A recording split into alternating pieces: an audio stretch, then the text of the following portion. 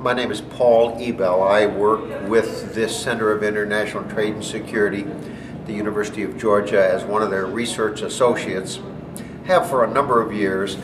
It's not a job, it's an advocation to work with this organization to try to make a difference in the world. And that's one of the reasons I enjoy the association with CITS.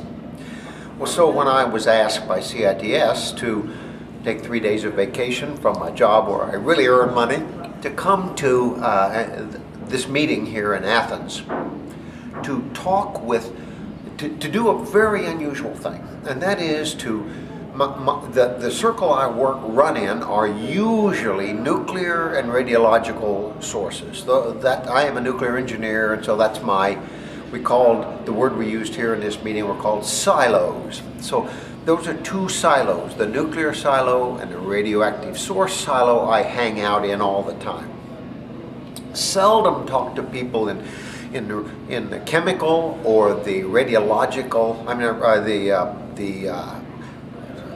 like anthrax and that kind of thing, in those areas. I never talk to people that are in those silos about their culture, about their security, about their concerns, about their worries, about their organizations, their strengths, weaknesses, things like that. Well, to fall back to my initial statement, CITS said to me, we are convening here in Athens a very unusual event. We are gathering sort of under the auspices of a 1540 United Nations resolution guidelines to bring in these 4 different silos so we can see if there's something common between the 4, to see what we can learn from each other.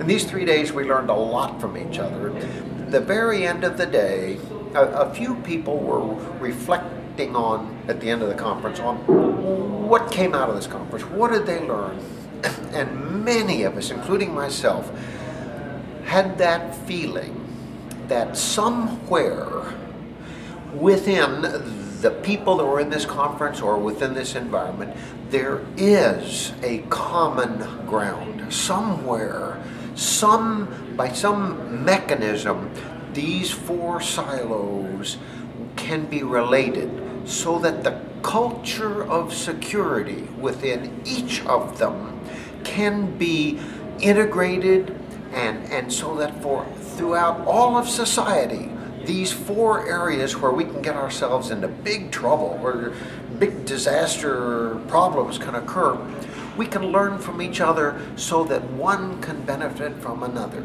Now, we all have ideas about what this commonality might be, but it wasn't until this conference that we really felt, I think the people here felt that pressure to look again and look hard at some commonalities. And I was very gratified on the last day where most of the people, when they were reflecting on this, were saying, I think there is a commonality. I think there is something that we can do that will benefit all 4. And I think that's what best thing that came out of this conference. And I look forward in the future to working with CITS and with the United Nations and with other organizations around the world to see if we can't bring the gut feeling we have that there is something common into something real.